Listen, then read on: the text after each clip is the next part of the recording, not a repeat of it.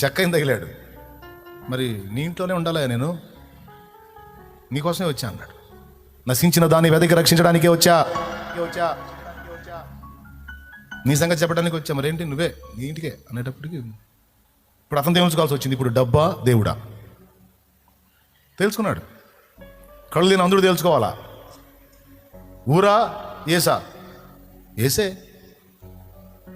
Naomi చెప్పింది, నేనా, నా దేవుడా, మోయాబా?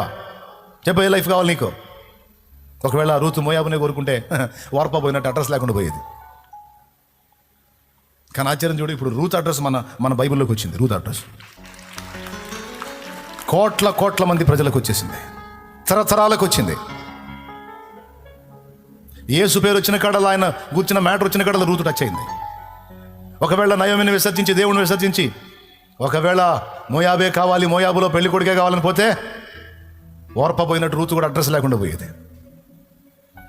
నాకు మోయాబొద్దు, నాకు లోకమొద్దు, నాకు దేవుడు కావాలి, దేవుని ప్రజలు కావాలి, పరిశుద్ధులు కావాలి,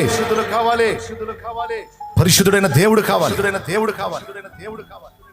అని నయోమిని వెంబడించడానికి తనకు మనసు కుదుట చేసుకుంది. ఇప్పుడు తేల్చుకోవాల్సింది రూతే, తేల్చుకోవాల్సింది జక్కయే, తేల్చుకోవాల్సింది అంధుడే, తేల్చుకోవాల్సింది పేతురే. పేతురు చూడు మరి ఇంకా దారుణం. 2 దోణెల నిండా చేపలు ఇచ్చి, చేపలు కావాలని నేను కావాలని కూర్చున్నాడు. ఈయనోడివి ఇవ్వకపోతే అది వేరు, ఇచ్చివి 2 దోణెల నిండా చేపలు ఇచ్చివి, కనీసం అంత కూరను వండుకొని తిని రాని వద్దా?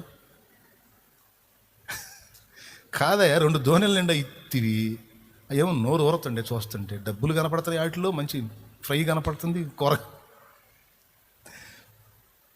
అన్నీ కనపడుతున్నాయి.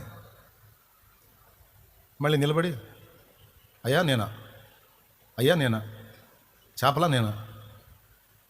ఇప్పుడు తేల్చుకోవాల్సింది ఎవరు? ఎట్లా పెడతాడో చూడు.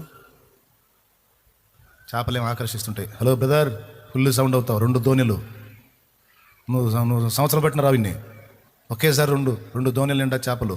వీటిని నమ్ముకున్నావంటే మరో 2 దోణెలు, మరో 4 వలలు చూసుకో, పండగే మామూలుగా ఉండదు, ఒక రేంజ్కి వెళ్ళొచ్చు అని ఇక్కడ చేపలు మాట్లాడుతున్నాయి. స్తోత్రం. తెలుసుకోవాల్సింది పేతురే. నాకొద్దు, నాకు నువ్వు కావాలి అని అన్ని విషయములలో విరిగిపోయి, నాకు యేసు కావాలి అని ఎవరు అడిగేస్తారో వారి యొద్ద ఆయన నివాసం ఉంటాడట. అది విషయం.